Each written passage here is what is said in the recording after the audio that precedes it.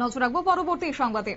বড় ভাইয়ের বিয়েতে আমন্ত্রণ পেলেন না তার নিজ ছোট ভাই সহ গোটা পরিবার, এমনটাই নিয়ে ইতিমধ্যে গুঞ্জন সৃষ্টি হয়েছে। প্রসঙ্গ যখন দিলীপ ঘোষের বিয়ে, অবশ্য বাংলার বিজেপি নেতা দিলীপ ঘোষের বিয়ে নিয়ে একটা যেমন আনন্দ উল্লাসে তিনি মেতে উঠেছেন, অন্যদিকে নানা গুঞ্জন ইতিমধ্যে সৃষ্টি হয়েছে। যদিও সেখানে দিলীপ ঘোষের এই বিয়ে নিয়ে রাজ্য জুড়ে একটা তোলপাড় সৃষ্টি হয়েছে যে তার নিজ ছোট ভাই নিরোধ ঘোষ এবং তার গোটা পরিবার নাকি আমন্ত্রণই পাননি। এবং জানা গেছে যে সেই নিরোধ ঘোষের বাড়ি ঝাড়গ্রাম জেলার গোপীবল্লভপুর 2 নম্বর ব্লকের কুলিয়ানা গ্রামে, যেখানে তিনি থাকেন দিলীপ বাবুর ছোট ভাই এবং তার সঙ্গে তার বৌদি। এবং সেক্ষেত্রে দিলীপ বাবুর ভাই সহ পরিবারের কেউই জানেন না দিলীপ বাবুর আজ বিয়ে।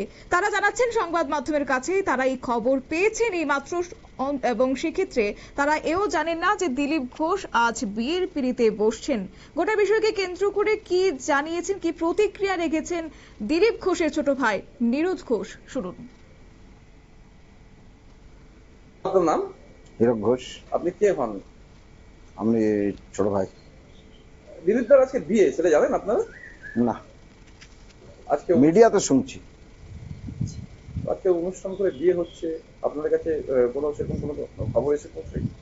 না, দাদার তরফ থেকে কোনো খবর নেই, আপনাদের তরফ থেকে এই খবর পাচ্ছি। সেক্ষেত্রে নাকি যেটা এই রিঙ্কু মজুমদার যে নামে যে মহিলার কথা বলা হচ্ছে, তিনি বলেছেন যে নাকি দিলীপ দার সাথে তার বহুদিন আগে পরিচয় এবং তিনি তাকে প্রথম বলেছিলেন এবং তারপর থেকে তিনি দিলীপ দা যেটা বলেছিলেন নাকি মায়ের কাছ থেকে পারমিশন নিতে হবে, সেই জায়গা থেকে নাকি মা অনুমতি দিয়েছে। হতে পারে, আপনার কাছে কিন্তু দাদা তো থাকে কলকাতাতে, আমরা থাকি গোপীবল্লভপুরে। অতএব কে কার কাছ থেকে পারমিশন নিল, কেমন করে নিল, সেটা তো জানা নেই। মা ওখানে আছে, পারমিশন দিয়ে থাকবে। সেখান থেকে আপনাদের কাছে কোনো নিমন্ত্রণ কিছু আসেনি বা আপনাদের যাওয়ার কোনো নির্দেশ কিছু? না, জানি না তো কি করে ওটা আসবে। পরিবারের তো অন্যান্য জানায় না। আসছে তো সেখান থেকে? হ্যাঁ, বড়দা ছিল, এই তো কালকে এলো। বড়দা কিছু জানেননি? বড়দার কাছে কোনো খবর নেই? না, নেই। বড়দা তো বলতো যে খবর থাকলে যে ওখানে বিয়ে হবে, যাবো, এ করবো, সে করবো, কি যাবি কি যাবি না। এখনো পর্যন্ত কোনো খবরই এসে পৌঁছেনি। দাদার সঙ্গে কোনো কথাই হয়নি, সেইভাবে জানি না।